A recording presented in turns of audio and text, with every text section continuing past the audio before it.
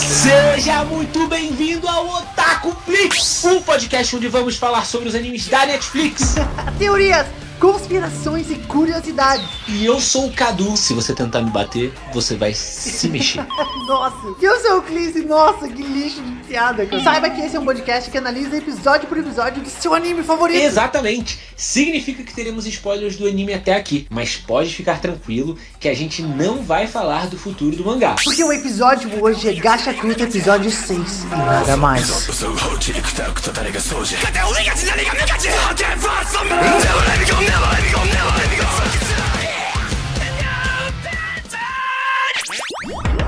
Cabelo branco, com as pontas pretas, olheiras de quem não dorme há 100 anos. Quem é você?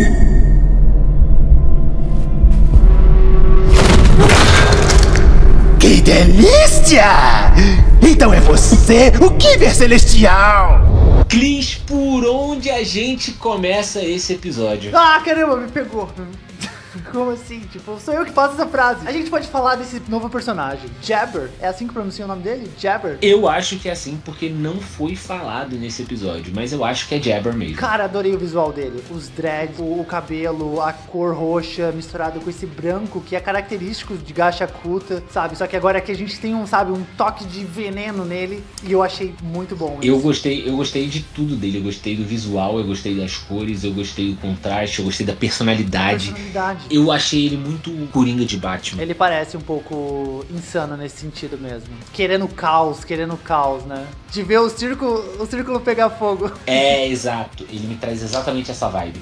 Em todo momento do episódio que ele aparece, ele traz essa aura, ele traz esse mood, essa vibe. Tudo que ele faz, ele evoca essa sensação, sabe? De caos, de insanidade. Tanto da parte dele, quanto em resposta do Rudo, sabe? O Rudo é um frenetismo diferente, sabe? Na parte da raiva, sabe? Do querer se vingar. Mas ele é tipo da insanidade. Tá ligado? Cara, eu já gostei aqui que o utensílio personalíssimo dele aparenta ser os anéis que ele tem na mão. Achei muito foda isso, cara. E eu achei muito da hora porque ele tem nas duas mãos, sabe? E ele traz muito essa vibe do Vera, do The King of Fighters. Caramba, como é que você lembrou disso? Vega! Eu gostava muito desse jogo. Mas sim, né, cara, ele tem uma coisa meio Fred Krueger também, né? Umas facas assim, meio Fred Krueger na mão. Crer. Só que ele tem nas duas mãos. E não é só ela, né? Ele também consegue, tipo, meio que ampliar colocar um veneno lâminas, nela, talvez. né? Tipo, não ampliar a lâmina, mas, tipo, ele consegue, tipo, colocar um veneno nela, né? Tem um fator veneno aí sim, que é comentado no episódio. Inclusive, o final do episódio é sobre isso. Mas eu acho interessante também que ele atingiu o Zanka, né? Porque ele acabou de chegar aqui com o nosso protagonista, porque ele conseguiu derrotar o Zanka muito rapidamente. Foi isso que deu a entender. Sim. E eu gostei muito que também no começo do episódio ele chega correndo, né? Tipo, muito não performático, assim, muito sem pose, sabe? Tipo, ele chega correndo eu que acho nem um que doido. isso só traz a coisa da doideira, da maluquice, do ser frenético, cara. É tipo, tudo que ele faz combina com essa vibe dele caótica. E eu acho interessante que ele afetou o Zanka com o veneno dele, né? E no final do episódio a gente vê que o veneno dele tem esse fator de deixar o cara mais insano. A gente não viu ainda o que exatamente faz esse veneno, mas a gente pode levar a pensar que o Zanka tá em maus apuros lá. É, com certeza. Porque assim, todo mundo que ele atinge com esse veneno fica num estado perigoso. Talvez. Bestial. O Zanka tava paralisado. Pelo menos foi o que aparentou do que a gente viu. O Chris, que foi o assistente que foi golpeado no começo do episódio também, ele fica incapacitado, tipo, tanto aparentemente pelo veneno e pela ferida, que foi uma ferida, tipo, profunda. O cara atravessou com a garra ele, né? Então, na minha cabeça, esse veneno, ele poderia ser uma coisa meio paralisante. Só que não é. Tá ligado? Aparentemente, quando ele faz isso nele mesmo, eu acho que ele pode ter mais de um tipo de veneno nas garras dele. Um em cada mão. Um tipo em cada mão. Pode ser eu acho também. que quando ele faz isso nele, por ele talvez já ter uma certa resistência, ou por ele ser maluco, ou por ele gostar de dor, como ele mesmo fala, ele possa entrar num estado de frenesi, saca? Isso aqui. Muito foda. O que você tá fazendo? Para com isso, Udo! O que aconteceu? Por que você estava batendo com a cabeça na parede? O que mais você sente que te faz fazer isso? Me fala. Nada. Eu não sinto mais nada. Rudo, ele pega esse amuleto desse cara que foi golpeado pelo nosso vilão aqui, o Jabber. E esse amuleto desperta no Rudo um flashback. Desencadeia um flashback. Um flashback. Eu gostei muito desse flashback, cara. Porque a gente entende... Cara, eu preciso falar que eu também gostei. A gente entende aquele quarto todo colorido que tem no primeiro episódio. Lembra disso? Não sei se você lembra disso. Eu não sei nem se a gente chegou a comentar disso. Nossa, mas a casa do Rudo, ela era toda colorida, cheia de coisa, cheia de tralha. Quando o Rudo tá conversando com o... Quando o Rudo tá conversando com o Regto, a gente tem, tipo, um ambiente que é a casa deles, é toda colorida, cheia de coisas, assim, sabe? E aqui, nesse flashback, a casa é vazia. E aí ele fala assim, vamos sair lá fora e buscar coisas que você gosta de fazer. E aí, nesse episódio, ele descobre que ele gosta do lixo e tal. Então dá a entender que ele vai trazer um monte de lixo pra dentro de casa e vai criar aquela casa toda colorida que a gente vê no primeiro episódio. Pelo menos isso ficou, né, passou essa impressão pra mim. Fora que tudo isso que o flashback mostra pra gente explica muito o que é o poder do Rudo. O que é o ânima que ele consegue colocar na luva dele. A luva dele, de certa forma, foi explicada pra gente de uma forma breve, que foi colocada, ou não tão clara assim, né, mas foi falado que nesse episódio que ele usa pra conter um pouco as dores que ele tem pelo machucado que ele tem na mão. Sim. E por ele se sentir jogado fora, por ele se sentir um lixo, ele entende que tudo que é jogado fora, com um pouco de carinho, pode ter uma vida útil maior. Porque é assim que ele se enxerga. E ele se enxergando assim, desenvolve nele um poder que é o quê? Conseguir extrair o maior potencial de um utensílio personalíssimo. Não necessariamente de um utensílio personalíssimo, né? De qualquer objeto. É que a gente falava que ele conseguia transformar qualquer objeto num utensílio personalíssimo. Mas não é que é isso. Ele consegue extrair de qualquer objeto o potencial máximo que ele teria. E no caso, no exemplo que a gente tem, que é a cena que ele desenvolve o poder, que ele consegue despertar o poder do amuleto, a gente vê exatamente essa explicação teórica na prática, de como funciona o poder dele. E nesse lance do amuleto, cara, a gente vê aqui mais um exemplo de um poder abstrato, porque vira tipo uma criatura nas costas dele, assim que ele pega o amuleto. O que eu gostei muito disso é que, assim, é a primeira vez que a gente vê o poder do Rudo elevado a uma potência grandiosa. Até então a gente só via o poder dele, tipo, não manifestado dessa forma como a gente viu, sabe? De transfigurando o objeto no potencial dele, o potencial do objeto. E é muito da hora porque ele meio que transfigura o objeto material, o objeto físico, o amuleto, tá ligado? Numa parada, tipo, meio de energia, saca? É similar também ao que o próprio Jabber faz aqui também, que os anéis dele se transfiguram nas lâminas. O bastão do Zanka, sabe, quando ele ativa ele, cria espetos e ele fica maior. Tem uma transfiguração aqui, só que aqui é mais exagerada, digamos assim, né? E é muito porque ele também entendia, talvez, eu não tenho certeza se ao fato dele entender também que aquele amuleto era precioso para aquele personagem, pode ter ajudado nisso, sabe? Tipo, ele entender que aquele amuleto tinha um vínculo com aquela pessoa. E eu não sei o quanto isso que... É muito louco, né? Porque abre muitas possibilidades isso aqui. Porque esse já era o poder real desse item. Ou, tipo, isso daqui é uma coisa exagerada do próprio poder do Rudo, que é, sabe, despertar quase um potencial demoníaco. O que eu entendi, tipo, do que ele fala no episódio é que o poder dele transfigurou no sentido... Quando eu falo transfigurar, é vivo, tá ligado? Ciente, que protege o Rudo. Essa função de proteger e a forma física que ele absorve, que ele assume, entendeu? Nada mais é do que o significado que o Chris dava pra esse objeto. Sim. Entendeu? Que tá dentro do que ele lembrava do que era aquele objeto pro Chris. Exato. Ele vira e fala que o Chris falava que aquele objeto, ele rezava pra aquele objeto pra que todo mundo voltasse em segurança. Porque ele fala assim... Então eu entendo que voltar em segurança da missão é não se machucar. Então, porque é não se machucar, duas coisas passam a acontecer com o objeto. O objeto não pode ser usado pro ataque, porque não era esse o intuito dele.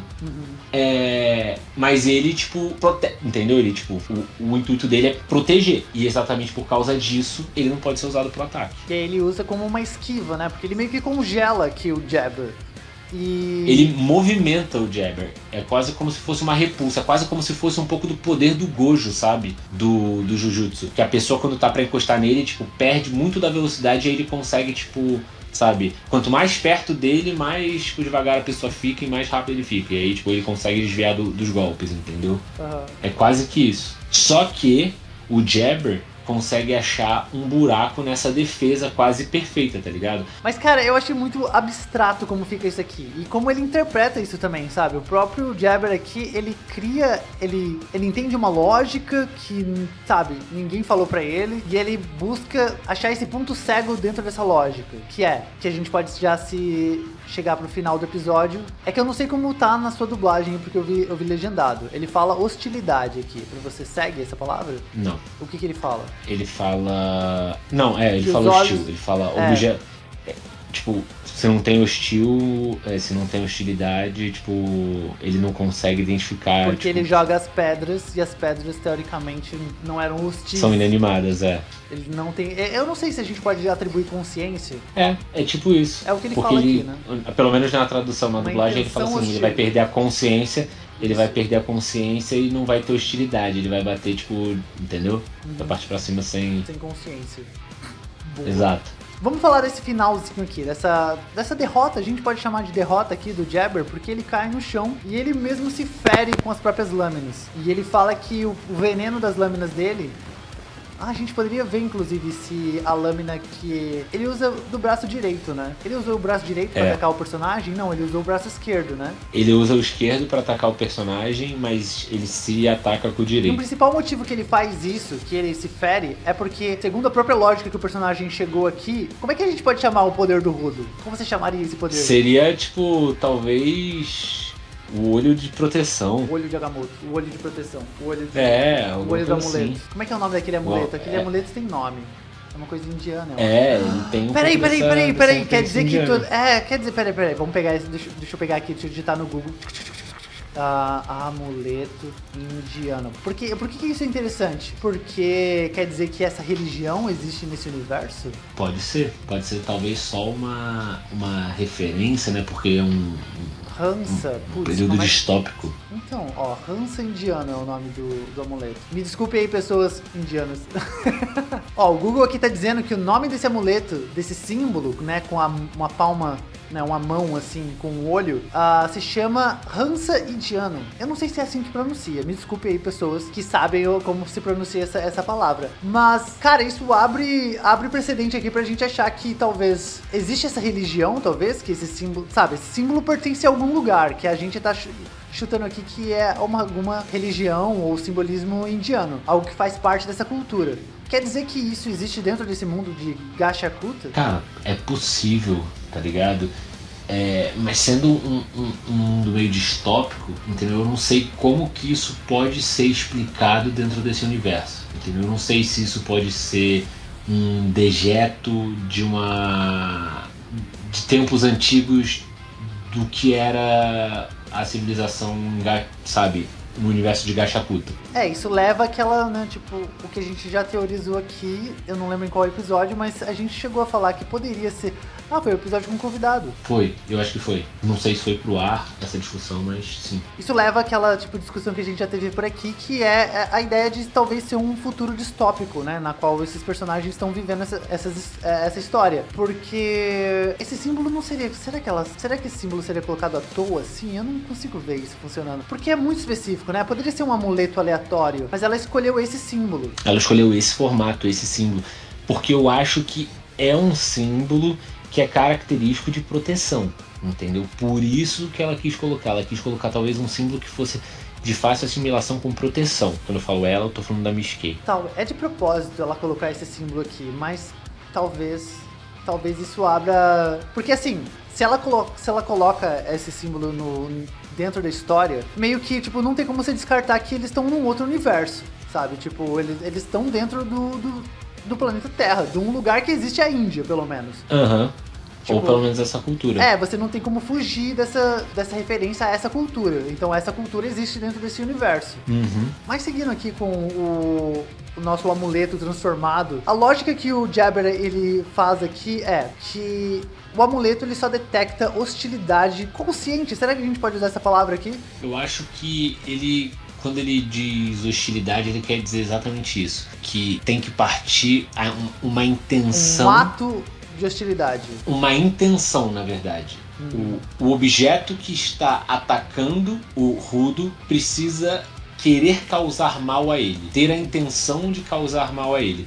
Ou seja, objetos inanimados que não têm intenção não seriam protegidos, né, ou desviados pelo amuleto. E exatamente pensando nessa lógica, ele tenta com o veneno dele tirar a consciência, tipo, fazer com que ele perca a consciência e que ele entre num estado de frenesi para atacar o Rudo de uma forma quase que sem intenção. A minha crítica aqui é que a autora ela tá criando regras, para os próprios poderes ali dos personagens, e essas regras elas não estão estabelecendo os limites reais das coisas. Elas estão ficando quase num contexto filosófico ali do que os poderes são capazes de fazer, de como os personagens interpretam os poderes. Mas eu acho que é exatamente isso. A gente tá no episódio 6, entendeu? Eu acho que ela ainda ela tá estabelecendo, tipo, as bases do mundo de Gachakuta. A gente teve uma amostragem muito, muito pequena até agora dos poderes dos Givers. A gente viu mais amostragem de poder do Rudo, que a gente não entendia até agora o que é, do que de qualquer outro. Como a gente ainda não sabe o que é o poder e ele também não sabe o que é o poder, não tem nem como a gente falar, ela estabeleceu uma regra que não limita o poder. É claro que não limita o poder, é claro que não explica o poder, porque tipo, nem o personagem sabe o que é o poder dele. Até agora o que a gente entendeu do poder, e que a gente pode falar do poder do Rudo, por exemplo, e que aí entendendo o poder dele a gente consegue tentar falar um pouco dos outros poderes, porque a gente viu menos ainda, é que o poder dele em si, o que deu a entender até agora é que consegue extrair o máximo de um objeto. Mas eu acho que a senhorita, a Miss Kay, tá fazendo isso pra gente descobrir ao mesmo tempo que o Rudo tá descobrindo. Quase como quando a gente assiste Naruto e a gente vai vendo uma cauda emergir por vez para ver o que vai acontecendo. Pô, mas e se 2 caudas surgiram, o que acontece? Mas e se 3 caudas surgiram, o que acontece? Mas e se 5 caudas surgiram, o que acontece? Mas e se 7 caudas surgiram, o que acontece? Entendeu? Quando cada cauda nova do Naruto aparece, a gente descobre alguma coisa que pode acontecer com ele.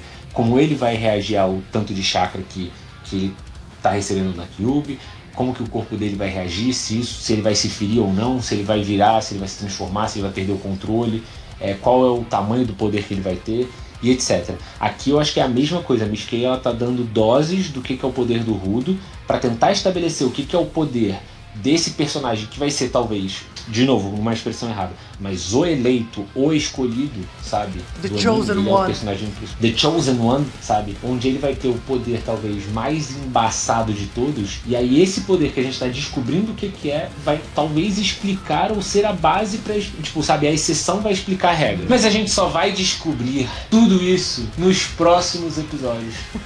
Valeu, pessoal. Falou. Fica por aqui. Até o próximo episódio. Até o próximo episódio.